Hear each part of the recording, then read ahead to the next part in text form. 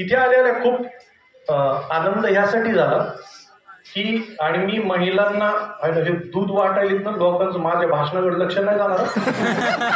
त्या काय महिला बघायला तिकडं चारोळी घातलेलं दूध आहे. आनंद ह्यासाठी झाला आणि पहिलं शिवालीला मी म्हणलं की तिला बोलू द्या. त्याचं कारण असं आहे, आधीच्या गावातही सुरुवातीला मी बोललो, पण इथं आल्यानंतर महिलांची संख्या एवढी गप्पा आहे एकदम, ते बघून मी घाबरलो. म्हणलं पहिलं महिलांनाच मान द्या.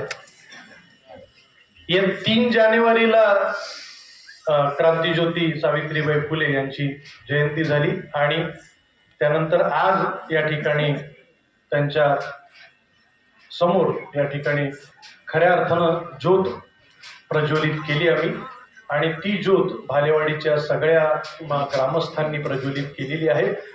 ते म्हणजे आज इथे सुद्धा अनेक मुली या ठिकाणी बसलेल्या दिसत आहेत शाळेच्या गणवेशामध्ये. म्हणजे मुलींना प्राधान्य, महिलांच्या शिक्षणाला प्राधान्य आणि महिला सक्षमीकरण आणि सबलीकरण या गोष्टीला प्रोत्साहन देणारी पुरुष मंडळी या ठिकाणी आहेत. त्यांच्यासाठी टाळ्या झाल्या पाहिजेत. म्हणजे एरवी कसं आम्ही शूटिंग, सिनेमाचं शूटिंग, नाटकाचे प्रयोग 30 मंडळी आम्ही भेटत राहतो.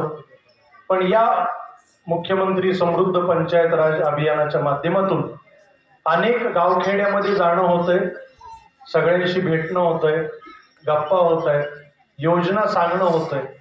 आणि हे करत असताना असं वाटतं की आपण कलाकार आहोतच, ग्लॅमरस इंडस्ट्रीमध्ये आपण काम करतोच आहोत, परंतु या कार्यक्रमाच्या निमित्तानं एक आपल्या हातून किंवा आपल्या तोंडून काही चांगले शब्द बाहेर पडतात आणि चांगलं काम आपल्या हातून होत आहे, याचा एक वेगळा आनंद अभिनेता म्हणून, कलाकार म्हणून मला आहे. आणि मी स्वतः ग्रामीण भागातला असल्यामुळं, मी बीड जिल्ह्यातला आहे, माजलगावचा, त्याच्यामुळे हे काम